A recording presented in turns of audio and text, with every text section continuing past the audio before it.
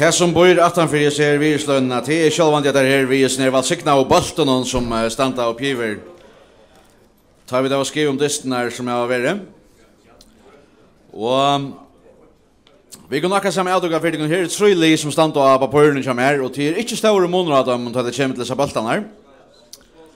Til som finner 3 flest, i sånne kappingar og Arnon, til Vutchingur vi Nutjofors balton. Gjett om hånd.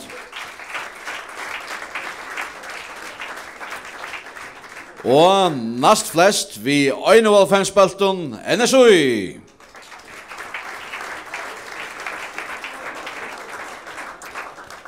Og til som etter tog som vi da har mett jokken alt etter kappingar har vi spalt besta spil i 2019 vi 52 spalton Habe.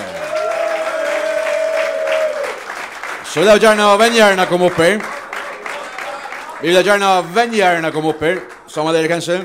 Ja, lett å gjøre samme dere kanskje en hånd der. Han så vant til Lie som har haft det besta spillet. Og som det det som röjs ner till det att Tuskalt som huvudvänner i Hape som alltså finns 2 spelare på Sjörsnö Shage och Desnon. Se och kvärt att tycker Inkro Leon ska häva några bollar från social och rostväg för det där. Det kan fast köra nu innan för lite lottery. Ja, det ser nämnt. Jag är en drunk i smalrange och så spelar 500 kronor.